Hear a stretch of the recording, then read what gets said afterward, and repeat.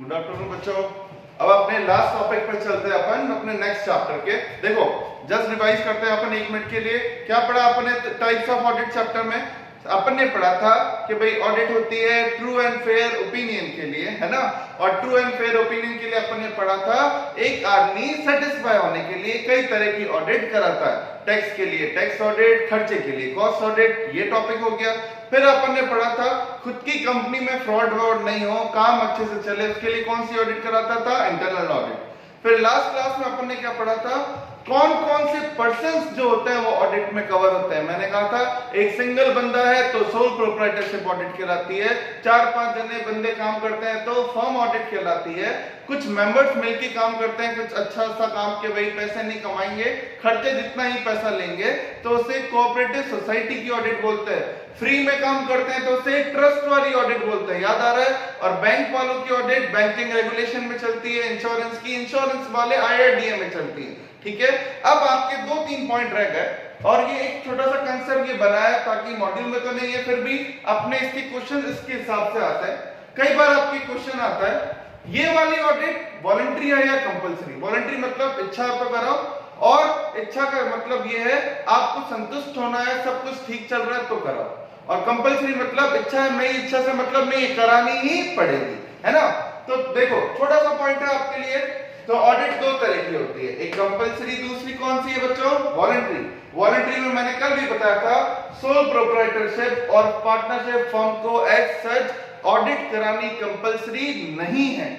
Clear हो रहा है? तो HUF हुआ सोल प्रोप्राइटरशिप, HUF सुना होगा, इंडो अनडिवाइडेड फैमिली, वही कुछ परिवार के लोग साथ बिजनेस करते हैं। तो ये 3 प्रकार के लोग अगर हैं और एग्जाम में लिखा हुआ है क्या कंपलसरी है या वॉलंटरी है, तो आप क्या याद रखोगे? वॉलंटरी है। एक बार एग्जाम में आया था, बताओ इन 4 में से किस बंदे के लिए ऑडिट जो है वो वॉलंटरी में कवर नहीं होती? इन तीनों का नाम लिखा था, चौथा लिख दिया था कंपनी। तो कंपनी को तो ऑडिट करानी कंपलसरी है, इसकी वजह से फिर वो चौथा आंसर हो जाता। क्लियर? अब इधर आओ कंपलसरी पे। इन तीनों को छोड़ दो तो हर इंसान जो बिजनेस करेगा, कुछ भी काम करेगा, सबको ऑडिट करानी क्या है? कंपलसरी। इसलिए मैंने लिख दिया कि कंपनीज एक्ट में जो आता है banking company, insurance company, electricity company, trust, cooperative society, कल आपने पढ़ा था ना, ये सब लोगों को क्या करानी है? Audit compulsory.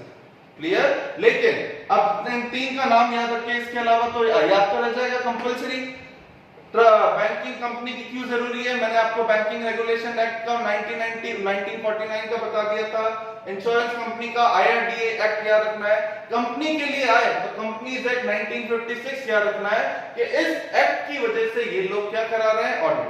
अब एक 2 पॉइंट रह गए थे बच्चों। रिक्वायरमेंट ऑफ ऑडिट एक टॉपिक बनाया मैंने, क्या है ये वो सुनो।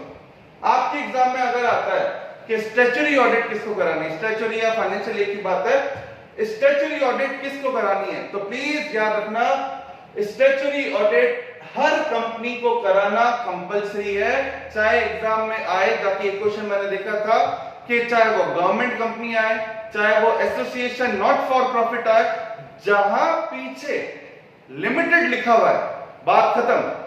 जिस कंपनी के जिस नाम के पीछे लिमिटेड लिखा हुआ है वो हर कंपनी को स्टैट्यूटरी ऑडिट करानी कंपलसरी है। स्टैट्यूटरी मतलब जहां एक इंडिपेंडेंट ऑडिटर आपकी बैलेंस शीट और P&L चेक करके क्या देगा? True and fair opinion. समझ में आ रहा है? बस ये याद रख लो कि कंपनी को ऑडिट करानी पड़ती है क्या स्टैट्यूटरी? हाँ। कौन सी कंपनी? सारी कंपनी। क्या चेक करते हैं? P&L and balance sheet. Clear? ठीक है। और ये तो चीज समझ में आई। ये बहुत बड़ी काम का पॉइंट है टैक्स ऑडिट। मैंने आपको बोला था टैक्स ऑडिट की होती है, क्या गवर्नमेंट को टैक्स टाइम पे जमा हो रहा है? इसमें बच्चों क्या पॉइंट है, क्योंकि आपके मॉड्यूल में पुराना पॉइंट दे रखा है, लेटेस्ट जो पॉइंट क्या है? 2 चीजें है बच्चों। कैसे आपको पता चलेगा कि टैक्स ऑडिट करानी कंपलसरी है या नहीं? पहली चीज तो ये ऑडिट कौन करेगा? प्रैक्टिसिंग CA करेगा। ठीक है। प्रैक्टिसिंग CA जो होगा वो आपकी क्या परफॉर्म करेगा? Tax audit. अब करवानी कब कंपलसरी है? तो 2 बातें, या तो बच्चों आपका बिजनेस है या प्रोफेशन है। प्रोफेशन मतलब doctor, lawyer, CA, CS, engineer. जब एग्जाम में लिखा हुआ है ये X% के पास एक डिग्री है तो समझ जाना उसका प्रोफेशन है। और अगर एग्जाम में आया उसकी एक दुकान है, शॉपिंग मॉल है, तो उस केस में वो क्या है? बिजनेस है। और कब जरूरी है इन लोगों को? जिस इंसान का बिजनेस है, कोई शॉप वगैरह है, तो अगर उसका टर्नओवर, कितना टर्नओवर लिखा हुआ है 2 करोड़, समझ में आ रहा है, ठीक है। अगर उसका वैसे 1 से 2 करोड़ के अंदर भी प्रोविजन होता है, लेकिन फिलहाल आप याद रखना अगर उसका टर्नओवर 2 करोड़ से ज्यादा है तो बिजनेस में क्या करानी है उसे, ऑडिट, ठीक है। अप टू 2 करोड़ उसके अलग बेनिफिट भी है, लेकिन याद रखना in some cases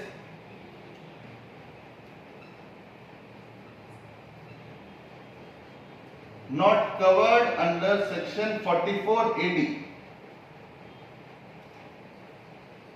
then 1 crore. ये 44 AD क्या है वो सुनो बच्चों, ये आपके क्या बोलते हैं इनकम टैक्स, जब सीएस एग्जीक्यूटिव में आएगा तब समझाऊंगा, ठीक है। फिलहाल अब आपको कैसे याद रखना है, वैसे लिमिट 2 करोड़ रुपए है, लेकिन अगर आपके एग्जाम में आया वो बंदा 44 AD में भी कवर नहीं होता तो फिर लिमिट आपकी क्या रहेगी, 1 करोड़। समझ में आ गई। और लास्ट पॉइंट, अगर वो डॉक्टर, लॉयर, सीएस वगैरह है तो उस केस में लिमिट कितनी है बच्चों, 50 लाख। मतलब एक डॉक्टर साल की फीस 40 लाख लेता है तो उस केस में कोई उसको ऑडिट नहीं करानी, लेकिन अगर उसकी फीस 50 से ज्यादा है तो उसे क्या करानी पड़ेगी, ऑडिट। क्लियर हो रहा है, समझ में आया। तो वापस बोल रहा हूं, ढंग से सुनिएगा। टैक्स ऑडिट कब करानी कंपलसरी है, 2 बातें, या तो आपका बिजनेस है या प्रोफेशन। बिजनेस है तो टर्नओवर 2 करोड़ से ज्यादा हो, और प्रोफेशन है तो टर्नओवर 50 लाख से ज्यादा हो, रिसिप्ट 50 लाख से ज्यादा हो, तो क्या करानी है, टैक्स ऑडिट। और कौन करेगा, प्रैक्टिसिंग सीए। और मोस्टली बच्चों एक और लास्ट पॉइंट, कल अगर आपके एग्जाम में आता है कि ऑडिट नॉर्मली कौन ऑर्डर करता है, बच्चों एक सिंपल सी चीज है, कंसेप्चुअल याद रखोगे तो इतना रखने की जरूरत नहीं है। कई जगह पॉइंट आता है ऑडिट किसने ऑर्डर करी, ऑडिट कौन करवाएगा, जिसको अपने पैसों का डर हो। और पैसों का डर किसको होता है, ओनर्स को। ओनर्स बोलो या शेयर होल्डर बोलो, एक ही बात है। मैक्सिमम ऑडिट जो होती है वो ओनर या शेयर होल्डर ही करवाते हैं, क्योंकि जिसका पैसा है डर भी उसी को लगता है।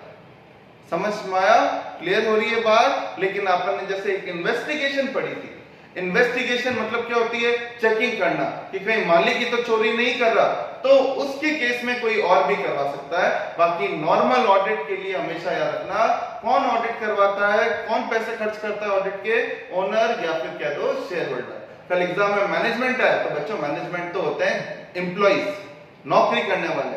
जो मैनेजमेंट होता है उसी की तो ऑडिट हो रही है, तो कभी मैनेजमेंट पे टिक मत कर देना, क्योंकि कोई इंसान खुद ही की चेकिंग के लिए पैसे नहीं देगा। मैंने आपको फर्स्ट लेक्चर में गाजर के हलवे वाला एग्जांपल दिया था। मैंने आपको बोला था हलवा कौन बनाता है, अकाउंटेंट, और टेस्ट करके उसको डिसाइड करना अच्छा या बुरा तो वो कौन डिसाइड करता है, ऑडिटर।